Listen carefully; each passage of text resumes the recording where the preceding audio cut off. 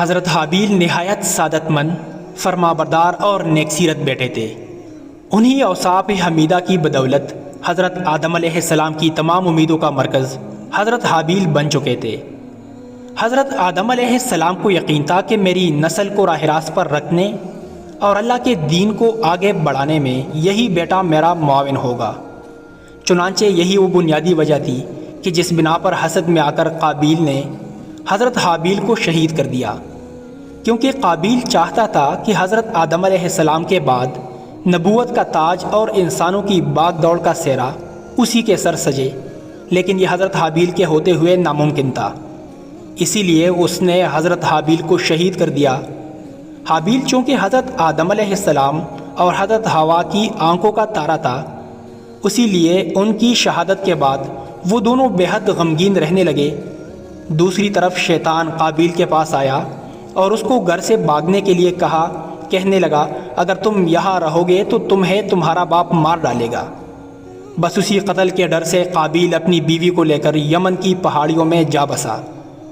اصل میں شیطان کو یہ ڈر تھا کہ کہیں قابیل توبہ کر کے حضرت آدم علیہ السلام کا تابع دار بیٹا نہ بن جائے۔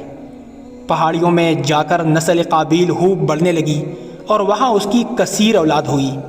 قابیل اور اس کی اولاد نے ہی سب سے پہلے آتش پرستی اور پھر شیطان کے بہکاوے میں آ کر بت پرستی شروع کر دی۔ دنیا میں قتل و غارت، حسد و فساد اور بت پرستی کی بنیاد قابیل ہی نے رکھی۔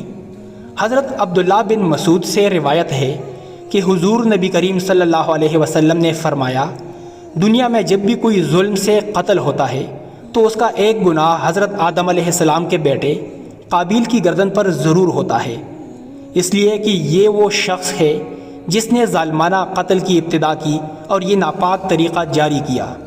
دوسری طرف حضرت حابیل کی شہادت کے بعد حضرت آدم علیہ السلام غمگین رہتے، انہیں اپنے جانشین کو کھونے کا بہت دکھ تھا۔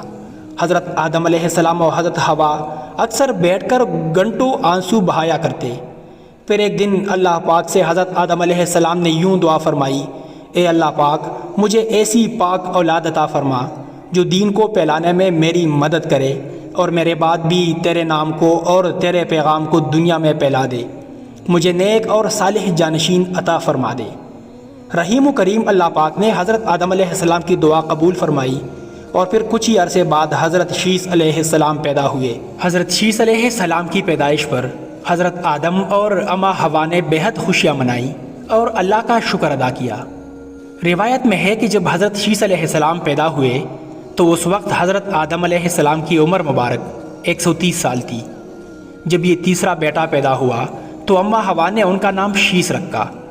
عربی میں شیث کے معنی عطیہ خداوندی کے ہیں، مطلب اللہ کی طرف سے عطا کیے جانے والا خوبصورت و خوبصیرت تحفہ۔ شروع ہی سے آدم علیہ السلام حضرت شیث علیہ السلام کی تعلیم و تربیت پر خاصی توجہ دی، کیونکہ آپ جانتے تھے کہ یہی اب ان کا جانشین ہے، اسی کو نسل آدم کی سرداری کرنی ہے۔ آپ علیہ السلام حضرت شیث علیہ السلام کو جنت کا احوال سناتے، اچھے اور برے کی پہچان کرواتے۔ جو حضرت شیث علیہ السلام بڑے ہوتے گئے، ان کی پوشیدہ صلاحیتیں اور والدین کی تعلیم و تربیت رنگ لاتی جا رہی۔ حضرت آدم علیہ السلام نے ان کو درس و تدریس اور وعظ و تبلیغ کے خوبصورت اور منفرد طریقے سکھائے، انہیں دن و رات کی گھڑیوں کی پہچان کروائی، ان اوقات میں ہونے والی عبادتوں کی تعلیم دی۔ اس کے علاوہ طوفان نوح علیہ السلام کے بارے میں بھی آگاہ کیا، جو کچھ عرصے بعد آنا تھا۔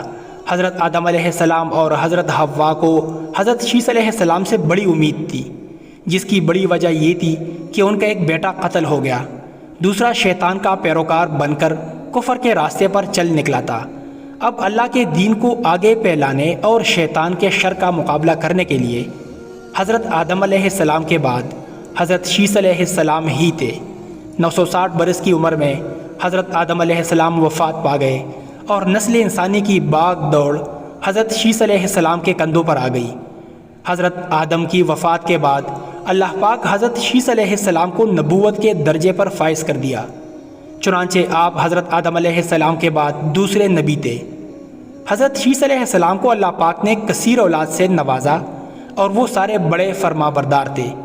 اللہ تعالیٰ نے کل 4 کتابیں اور 100 صحیفے اپنے پیغمبروں پر نازل کیے، لیکن حیران کن بات یہ ہے کہ ان 100 میں سے 50 صحیفے حضرت شیس علیہ السلام پر اترے۔ اس کے علاوہ بہت ساری احادیث پاک میں حضور صلی اللہ علیہ وسلم نے حضرت شیس علیہ السلام کی نبوت کا ذکر کیا۔ حضرت شیس علیہ السلام پوری عمر اپنی آل اولاد کی تربیت میں لگے رہے۔ ان کو یہی ڈر تھا کہ کہیں میری اولاد بھی میرے بھائی کی طرح شیطان کی پیروکار نہ بن جائے۔ آخری عمر میں حضرت شیس علیہ السلام نے گوشے نشینی اختیار کر لی اور آپ کی اولاد آپ کے کام کو بڑھاتی رہی۔ دوسری طرف قابیل کی نسل اس قدر بے باک ہو گئی کہ وہ حضرت شیس علیہ السلام کی آل اولاد پر حملہ ور ہوتے اور اناج وغیرہ لوٹ کر لے جاتے۔ دنیا کی پہلی جنگ بھی انہی 2 نسلوں کے درمیان ہوئی۔ جنگ کی وجہ یہ تھی کہ قابیل اپنے بیٹے کی شادی حضرت شیس علیہ السلام کی بیٹی سے کرنا چاہتا تھا، لیکن حضرت شیس اس شادی کے سخت خلاف تھے، اور ویسے بھی حضرت آدم علیہ السلام نے وفات کے وقت حضرت شیس علیہ السلام کو نصیحت کی تھی کہ اے میرے جانشین، میرے بعد تقوی اختیار کرنا اور اپنی نسل کو قابیل سے پاک رکھنا۔ ایسا ہی ہوا۔ حضرت شیس علیہ السلام نے شادی سے انکار کیا، جس پر قابیل کے بیٹے حضرت شیس کی اولاد میں سے لڑکی کو اٹھا کر لے گئے، جس پر حضرت شیس علیہ السلام نے اللہ کے حکم سے قابیل کے لشکر پر حملہ کیا اور انہیں تہس نہس کر کے لڑکی کو آزاد کروا لیا۔ مسلمان، یہودی اور عیسائی اس بات پر متفق ہے کہ اس وقت دنیا میں جتنے بھی لوگ موجود ہیں وہ نسل شیس علیہ السلام سے ہیں، کیونکہ حابیل 20 سال کی عمر میں شہید کر دیے گئے، ان کا کوئی جانشین نہ تھا۔ قابیل اور اس کی اولاد شیطان کی پیروکار بنی، جس کو طوفانی نوح میں غرق کر دیا گیا تھا۔ اس لیے نسل انسانی صرف اور صرف حضرت آدم علیہ السلام کے تیسرے بیٹے حضرت شیس علیہ السلام سے ہے۔